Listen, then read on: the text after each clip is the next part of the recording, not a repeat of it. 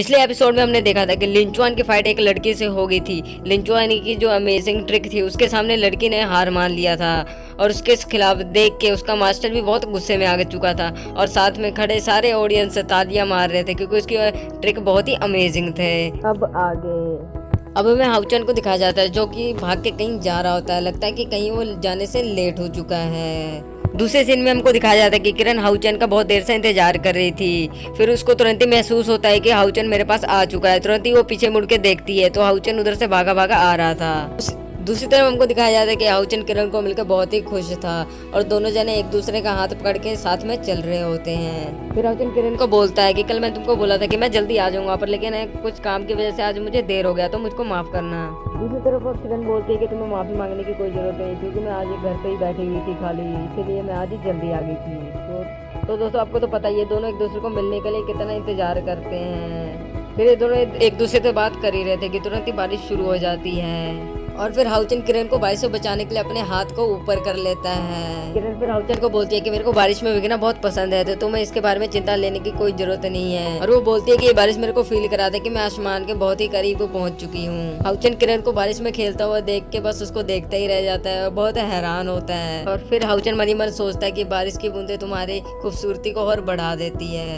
ये तुम्हें देखकर मुझे बहुत ही अच्छा लग रहा है। और ये भी कहता है कि तुम जो मेरे पास होते थे मेरे दिल की धड़कनें बहुत तेज हो जाती है। हाउचन फिर किरण का हाथ पकड़ के मन ही मन सोचता है कि मुझे तुमसे दुनिया में कोई भी अलग नहीं कर सकता और हम दोनों एक साथ ही रहेंगे। हाउचन बोलता है कि हम तो अभी मिले 1 ही महीना हुआ पर लेकिन लगता है मुझे कि मैं तुम्हें बहुत पहले से जानता हूँ। हाउचन तो बस उसकी आंखों में देखे जा रहा था। उसके बाद एक रोमांटिक सा सीन क्रिएट हो जाता है और फिर नेक्स्ट सीन में हम देखते हैं कि बारिश खत्म होने के बाद दोनों जने एक बेंच पे जाके बैठ जाते हैं। फायर फ्लाई कहीं से उड़ता हुआ आके किरण के मोढे पे बैठ जाता है। हाउचन फिर उस फायर को पकड़ने के लिए किरण के बहुत ज्यादा करीब आ जाता है। हाउचन किरण के इतना करीब आ चुका था कि किरण को उसके हार्ट बीट बहुत तेजी से सुनाई दे रही थी। वो बहुत ज्यादा शर्मा रही थी और उसको लग रहा था कि शायद हाउचन उसको किस करेगा बट लेकिन हाउचन ऐसा कुछ नहीं सोच रहा था क्योंकि वो तो बस फायर फ्लाई को पकड़ रहा था और वो पकड़ के वो किरण के हाथों में रख देते थे और वो कहते कि तुम चाहे इसको देख नहीं सकती पर लेकिन तुम इसको महसूस कर सकती हो।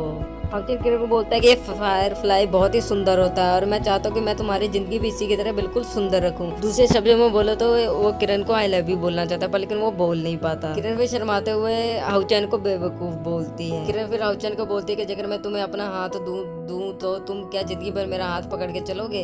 हाउचन फिर मुस्कुराते हुए बोलता है कि ये भी कोई कहने वाली बात है। फिर ये दोनों एक दूसरे को यूं ही देख ही रहे थे। इसी तरह देखते हैं कि हम किरण के साथ ही दिखाया जाते हैं जो तालाब में छुप छुप कर उनकी बातें सुन रहे थे और सुन के बहुत ही हैरान हो रहे थे कि ये किरण क्या बोल रही है। फिर वो बोल रहे थे कि इस लड़के को तो हम जिंदा नहीं छोड़ेंगे।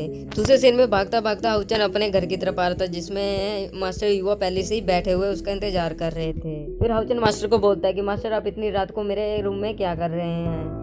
फिर मास्टर हाउचन को कहते हैं कि तुम्हें मालूम चल गया कि रात कितनी ज्यादा हो चुकी है। फिर हाउचन को पता लग गया कि मास्टर मेरा इंतजार कर रहे थे इतनी रात से मेरे रूम में बैठकर। वो बोलता है मास्टर जी मुझे माफ कर दिए, मैं आपको बताता हूँ मेरे रास्ते में क्या हुआ था। फिर मास्टर जी उसकी बात को काटते हुए कहते हैं कि तुम इतने बड़े हो चुके हो कि तुम अपनी जिंदगी का फैसला खुद कर सकते हो। मास्टर तुम्हारा बहुत ही ओपन माइंडेड है जिसके कारण मैं तुम्हें कोई भी गलत बातें नहीं सोचूंगा। मास्टर जी हाउचन को ऐसा दिखा रहे थे कि वो हाउचन का इंतजार नहीं कर रहे थे बल्कि वो अपना बुक में पढ़ने में ध्यान लगाए हुए थे। हाउचन को पता था कि मास्टर मेरा इंतजार कर रहे हैं और उन्होंने गलती से एक बुक को उल्टी पकड़ी हुई है। फिर वो जाके मास्टर जी की बुक को सीधी कर देता है। मास्टर ये सब देख के बुक को सीधा नीचे रख देते हैं। हाउचन के सामने मास्टर युवा की चोरी पकड़ी जाती है तो वो बाद में कहते हैं कि चलो मेरी चोरी तो पकड़ी गई है, मैं तुम्हें बताता हूँ कि मैं यहाँ पे तुम्हारा इंतजार क्यों कर रहा था। मैं तुम्हें तो और तुम्हारी बहन के बारे में बताने आया कि तुम दोनों बच के रहना, तुम दोनों ने पहला टेस्ट पास कर लिया है।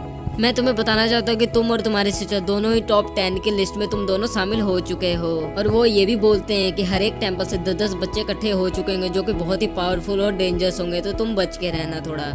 अगला मुकाबला जो डीमन हंटिंग टेस्ट का होने वाला है उसमें बहुत ही खतरनाक बच्चे होंगे तो तुम थोड़ा बच के रहना कि उसमें तुम्हारी जान भी जा सकती है। मुझको तुम्हारे और तुम्हारी सिस्टर की बहुत ही टेंशन लगी हुई है कि वहाँ पे तुम्हारे कुछ हो ना जाए। और धीरे धीरे करके सारे टेम्पल के योद्धा दिखाए जाते हैं जिनका एक दूसरे के साथ मुकाबला होने वाला है। अब जितने भी वॉरियर बचे हैं वो बहुत ही खतरनाक और बहुत ही तुमसे बहुत ज्यादा ताकतवर होंगे तो तुम थोड़ा बच के रहना। फिर हाउचन मास्टर युवा को कहते हैं कि आप बिल्कुल भी टेंशन मत लीजिए, जब तक हम उनसे फाइट नहीं करेंगे तो हम अपनी ताकत के बारे में कैसे से पता कर सकते हैं कि हम कितने ताकतवर हैं। और हाउचन मास्टर को ये भी बोलता है कि उनके साथ फाइट करके मैं अपने लेवल को और ज्यादा इंक्रीज कर सकता हूँ, तो आप टेंशन मत लो। ये बातें सुनकर मास्टर ईवो बहुत ही अपने आप पे प्राउड फील कर रहे थे। फिर सीन चेंज होता है और बड़े मास्टर जी को दिखाया जाता है, जो कि सिलेक्टेड बच्चों को बता रहे थे कि बड़े मास्टर जी उनको बोल रहे थे कि तुम में से 138 बच्चे आए थे पार्टिसिपेट करने के लिए, पर लेकिन बच्चे सिर्फ 10 पार्टिसिपेट ही बचे हैं। अब जितने भी टीमें बची है उनमें से सबसे बेस्ट बच्चे बचे हैं अब, तो तुम सब अपना ध्यान रखना। अगले सीन में हमें दिखाया जाता है कि हाउचन का मुकाबला नंबर 1 वॉरियर के साथ होने वाला है। उनमें बैठे हुए सब लोग एक दूसरे से बातें करने लग जाते हैं कि ये मुकाबला बहुत ही इंटरेस्टिंग होगा, और वो सबको ये नहीं पता था कि इस मैच का रिजल्ट क्या होगा, कौन जीतेगा कौन हारेगा, इसके बारे में इन सब में से किसी को नहीं पता था, पर लेकिन सब एक दूसरे से बातें करी जा रहे थे। फिर वहाँ पे खड़े हुए मास्टर भी एक दूसरे से बातें करने लग जाते हैं कि हमारे टेंपल के सबसे पावरफुल वॉरियर है, देखते हैं इन दोनों में से कौन जीतता है। मास्टर जी मन में सोच रहे थे कि ये दोनों बहुत ही पावरफुल योद्धा है, पर लेकिन इनके पिता भी बहुत ही पावरफुल थे,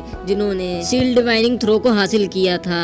पहली तरफ हमें हाउचन को दिखाया जाता है जो कि सन ऑफ लाइट है ये, और दूसरी तरफ हमें वो दिखाया जाता है जो कि बहुत पावरफुल है, पर लेकिन उसके पावर के बारे में हमें इतनी जानकारी नहीं है अभी तक।